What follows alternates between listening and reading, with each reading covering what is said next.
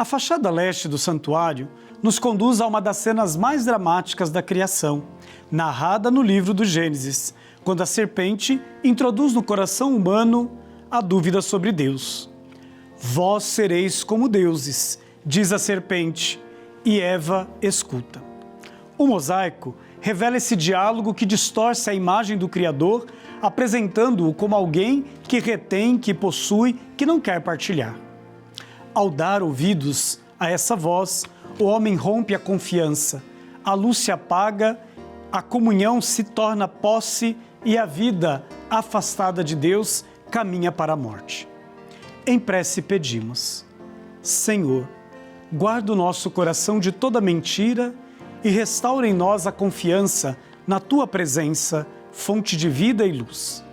Quando o olhar se desvia de Deus, tudo escurece, mas é nele que a vida encontra seu verdadeiro sentido. Acompanhe conosco essa catequese visual que somos chamados a assistir agora. Essa é uma caminhada de fé, é a nossa história, essa é a nossa jornada bíblica.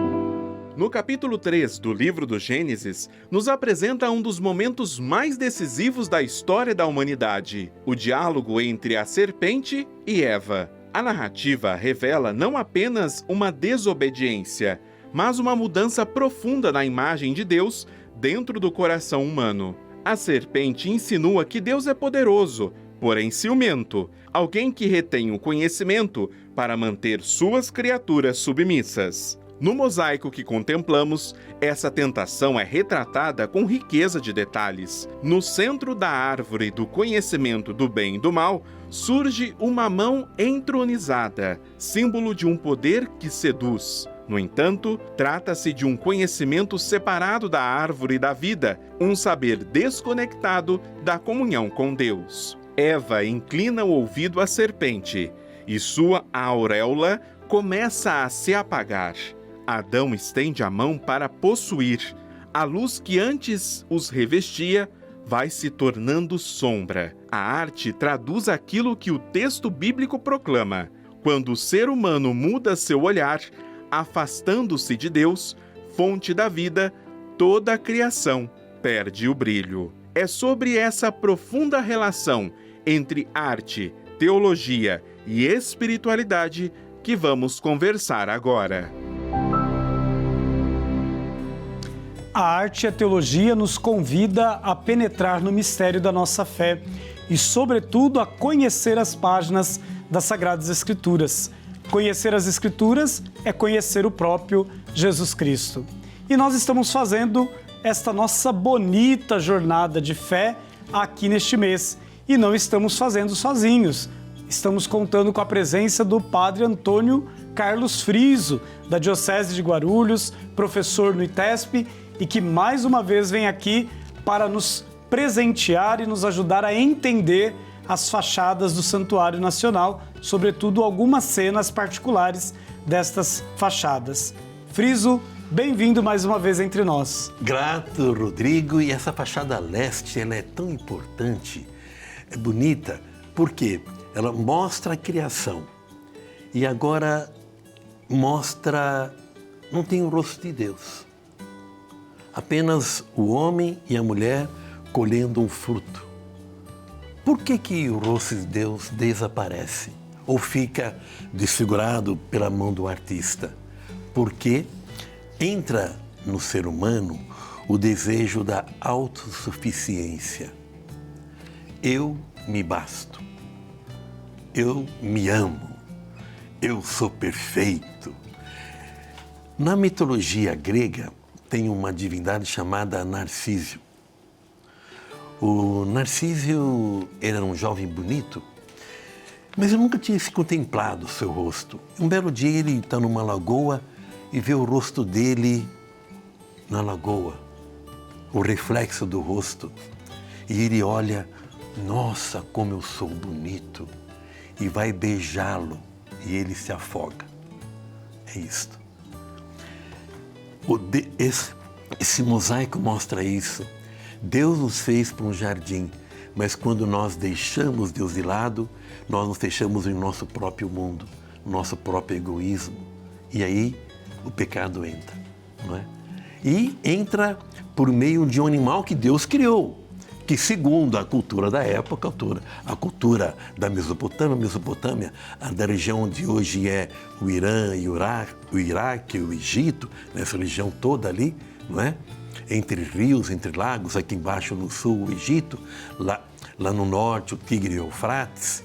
Nessas regiões são terras bíblicas, né? Não é só Israel. Tem a Palestina, tem o Egito, tem o Irã, tem o Iraque, tem a Pérsia, a Síria, a Jordânia, o Líbano, tudo ali terras bíblicas. Nessa região, um animal se disfarçava muito bem, era a serpente.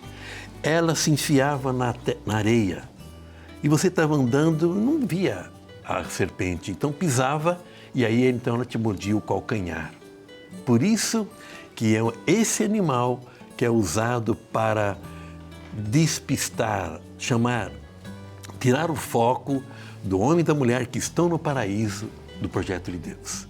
O homem tem a tentação de ser como Deus. E isso está muito presente em nossos dias, Rodrigo. Engraçado que a serpente, ela fala, né?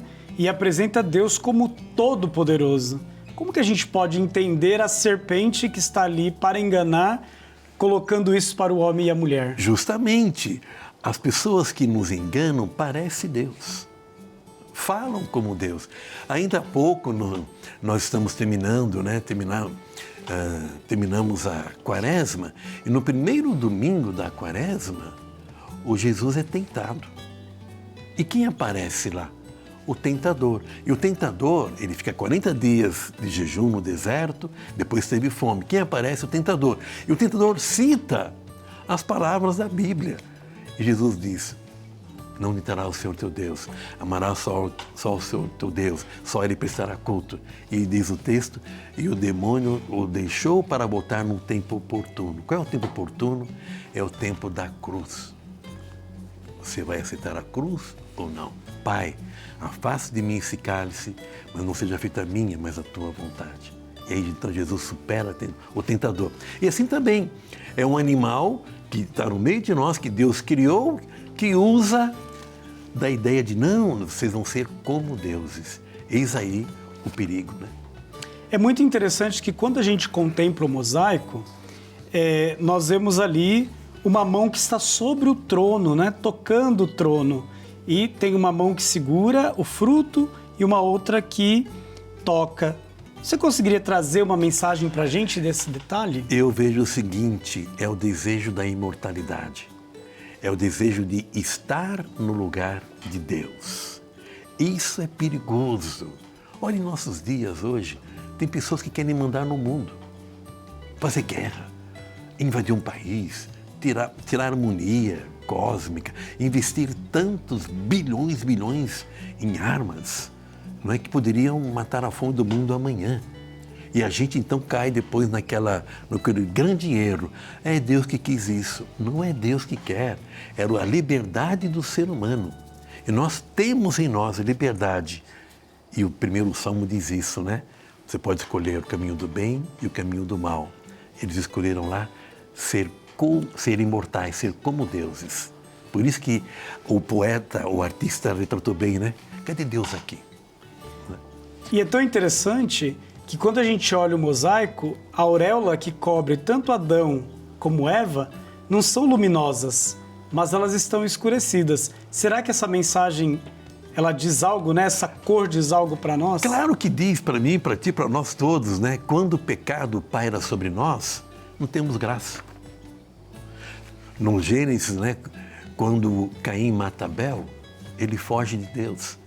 Aqui no paraíso eles estavam nus, pelados, não tinham vergonha, mas depois vão sentir vergonha, porque descobrem a maldade, a perversidade, o desejo de apoderar-se do outro, estar sobre o outro, o que é um erro.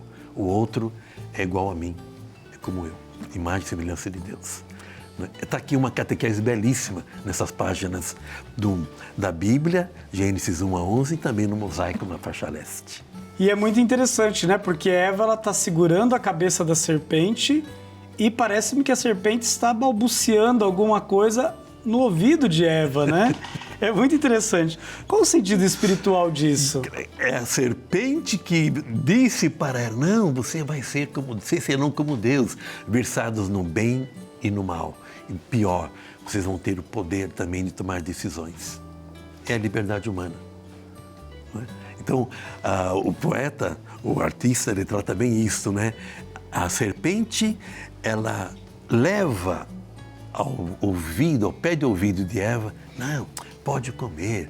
Ela retoma, ela dá mais ênfase do que a própria Eva, né? No querer comer o fruto da árvore, do conhecimento do bem e do mal. E Adão, ele estende a mão de uma forma muito gananciosa, né? Quase que querendo se apoderar, né, daquele fruto que ali ele tem diante dos olhos, né?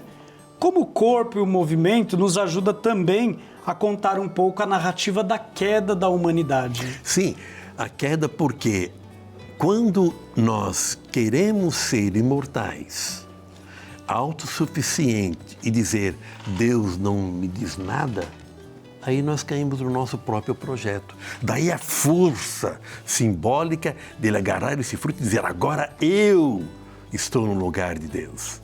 Eu posso, o mundo é meu, o planeta está em minhas mãos, as decisões eu tomo e Deus não precisa dele.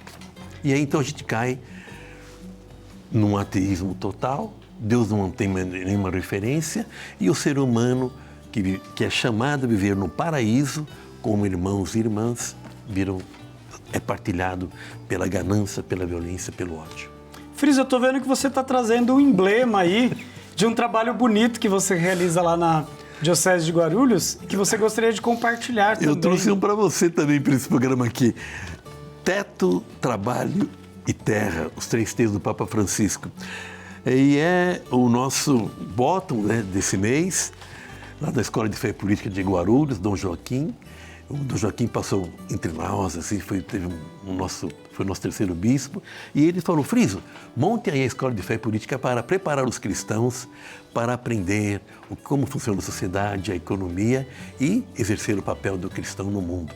Que coisa bonita, né? É um trabalho que é realizado, né, por vários professores que cooperam também com essa escola, preparando aqueles e aquelas que estão inseridos no mundo, né? Ou seja, coloque no peito essa ideia, abraça essa ideia e divulgue. Parabéns pelo trabalho, filho. E feito pelas mulheres lá de Caraguatatuba, um movimento chamado Teias do Mar. Elas que fizeram, elas que bordaram na mão aqui. Muito bonito. Obrigado pelo presente e levo com carinho. Grato, querido.